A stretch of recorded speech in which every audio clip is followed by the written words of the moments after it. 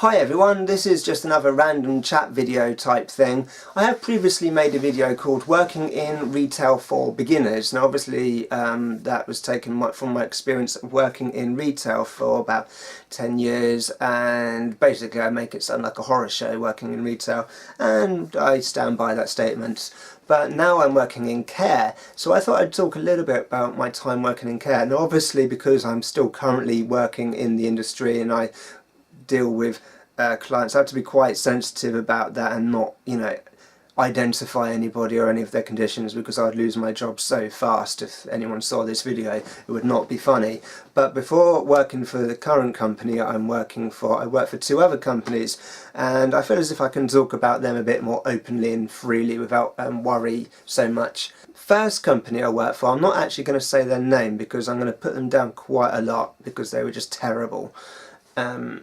They didn't provide adequate training, and they didn't provide the adequate facilities and resources, and I felt like the entire company was just solely focused on making money. This was my introduction into the care sector.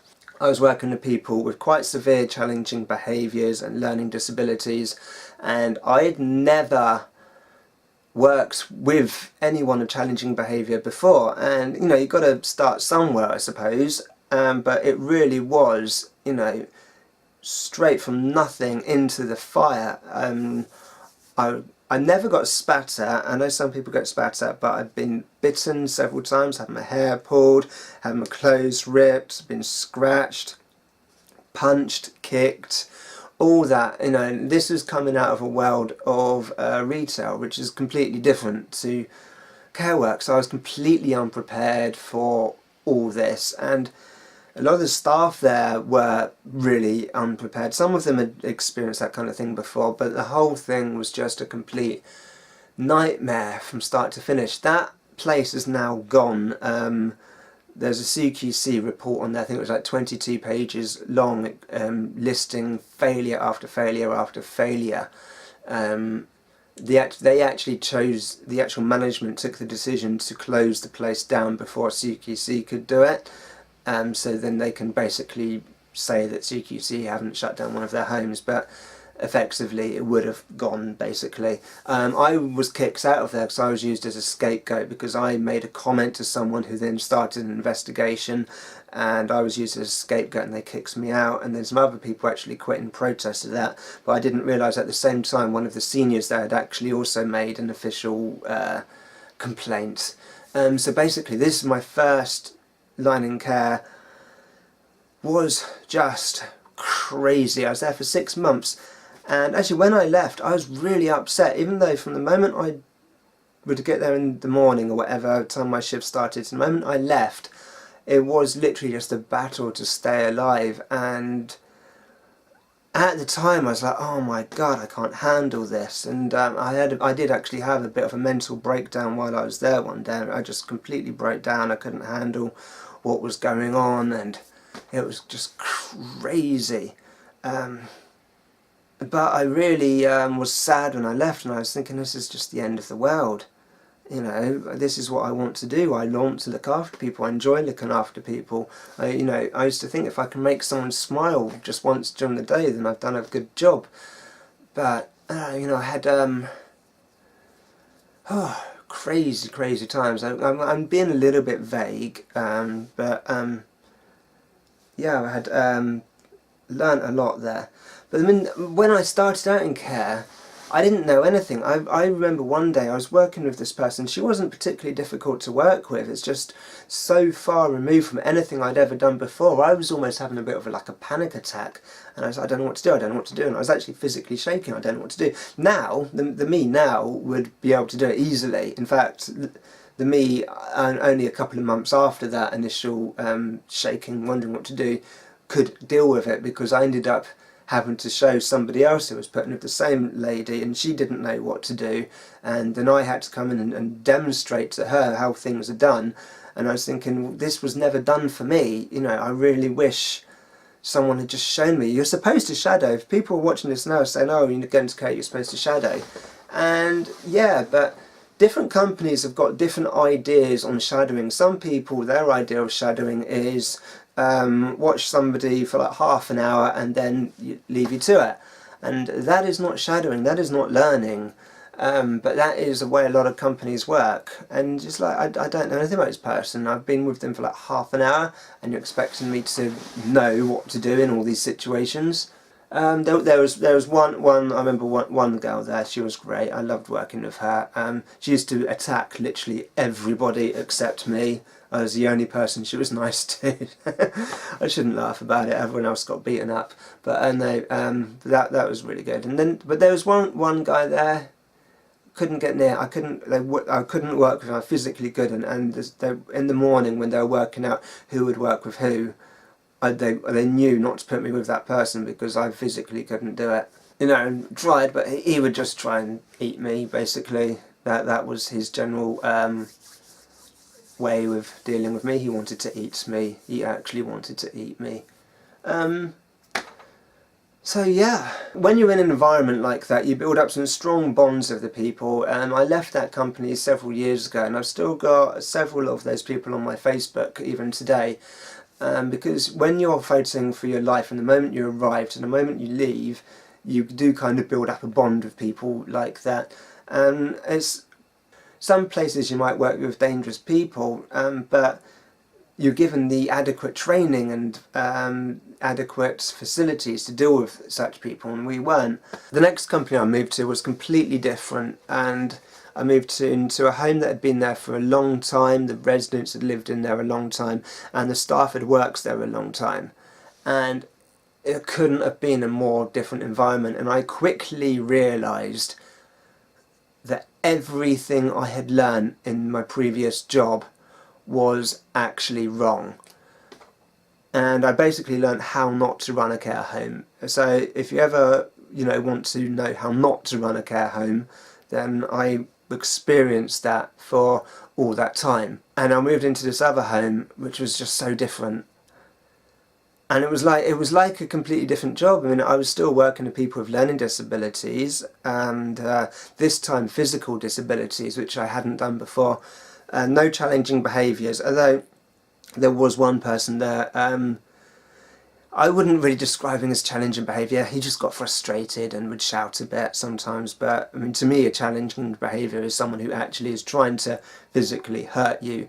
And they want to harm you, but then the very next day they're your best friend, and the day after that they want to hurt you again. You never know what their behaviour is going to be. So that was the second company I worked in, and obviously because I was working with people with physical disabilities, I was introduced to things like slings and hoists for the first time.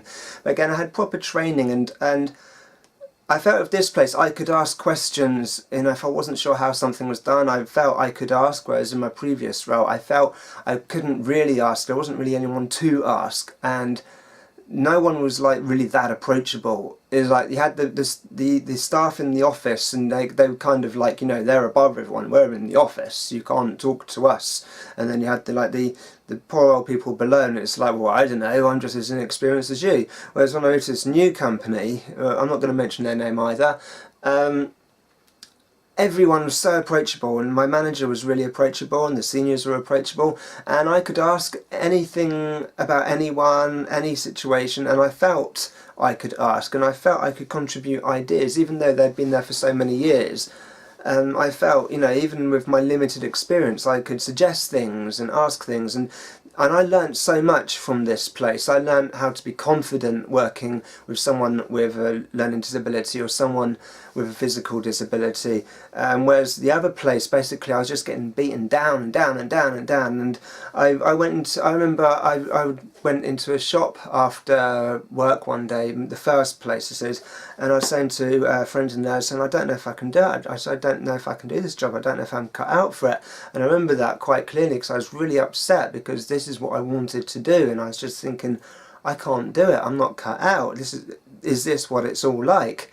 But then in this second company I worked for, my confidence was boosted up, my abilities were boosted up. I was learning new things every day, and this company are obsessed with training, absolutely obsessed with training, whether it's in the classroom or e-learning or working through modules or just whatever. They've got a training course for everything, and you have to keep updated.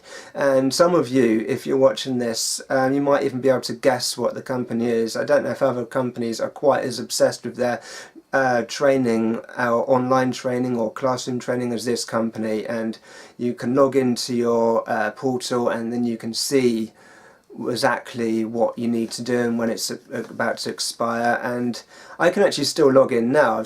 I can still actually access, even though I haven't worked there for a couple of, well, yeah, about 2 years I think. I can actually still access my old files. It's a bit weird. So they were obsessed with training. I learned so much from that place, and not just the official training, but the experience and knowledge of the staff there. And they were really good at explaining everything to me, and good at explaining to me, we do it like this because, and we do it like that because, and I really liked that. And not just being told to do something, but being told why we do it as well. I felt it was really important and helped me to understand and to learn. And that is actually what a method I use now. If I've got somebody new working with me, I would actually use that method now. In fact, I was actually told today that one of our newest staff where I work currently actually said, you know, she actually appreciates the fact that I explain not only what we're doing, but why we're doing it. I appreciate that she acknowledges that I'm trying to pass on my knowledge and wisdom, even though some people have been working in this industry years longer than me. But as I've touched on if you've watched any of my karate videos, you can be a great karateka but a crap teacher. And I like to think that I'm actually quite an okay teacher. I mean, I do help teach the kids every week if I can get there, and I find passing on knowledge like that really essential, particularly in this kind of line of work. But one thing is interesting about this kind of work: you can be in this line of work for years and years and years and think you know everything, but everyone is different, everyone is an individual. And in the old days, we actually, in some of our training, we actually used to watch videos about the old institutions, and people weren't really treated like people. They were just they're actually quite horrible to watch. They're actually all in like queuing up to use a bath or get scrubbed or something. They've got no sense of owning anything. All the clothes are put in one big laundry thing, and they weren't treated like human beings. And that wasn't that long ago that's how the industry used to be. And now it's all very much about personalisation and individuality and all that stuff, and lots of other jargon words that they like to throw around. And that is, I'm glad I'm in the care sector now when it's like that, when people are actually treated as people. I don't think I would have enjoyed it if I'd gone into it as it was, but you still have the older people who are either brought up in that kind of setting or worked in that kind of setting. Like, got that. But I've worked with other people that works in the older style institution settings. It's very hard to get out of, particularly in a home, even though you're trying to make everything as personalised as possible. If you're cooking a meal, that is like the meal time, so and you come together and you eat at that time, so you're never going to completely break away from it unless you've got someone that says, actually, I don't want to eat at this time. That's fair enough, that's their choice. You can't make them. And if you're working in an environment where they do, make them do things against their will, providing, they're going to eat at some point a healthy meal, then, let them eat when they want. It's their home, it's their life. So yeah, that company was really good. I did 3 Christmases there. Actually, I had 1 Christmas off, but that's just generally how long I was there for. And I really liked working there, but it was so easy. And it was such a contrast, because where I was before, it was just a battle for survival, to this place was actually quite quiet. And some days I think, actually, this is actually a little bit too boring, because when they would go out, they would have third-party day centres would take them out. So before, if anyone went out, the staff took them out, and then going to this place, they would actually go to a specific day centre and someone would collect them or take them out, which means we were just sort of left behind. Oh, they've gone out. Although we did take them out as well. I'm not saying we didn't ever take them out. Of course we did. We took them out quite a lot, all around the place. We went many places. So yeah, and I really liked that, and then that's where I started getting some more responsibilities. I made my first support plan there, and I put a lot of work into that support plan. So yeah, and I really get to know the people really well. Then I left there due to my chronic fatigue, and I kind of again I thought, oh no, the world is over. And the job centre were making me apply for jobs in retail because I'd done it before, and I just didn't want to do it. I more or less went to the interviews and said, yes, I can do this job, yes, I hate it. It's like, I don't want this job, I can do it, I don't want to do it. That's more or less what I said in the interviews. Not in so many words because I needed the money, but they kind of read between the lines. Luckily,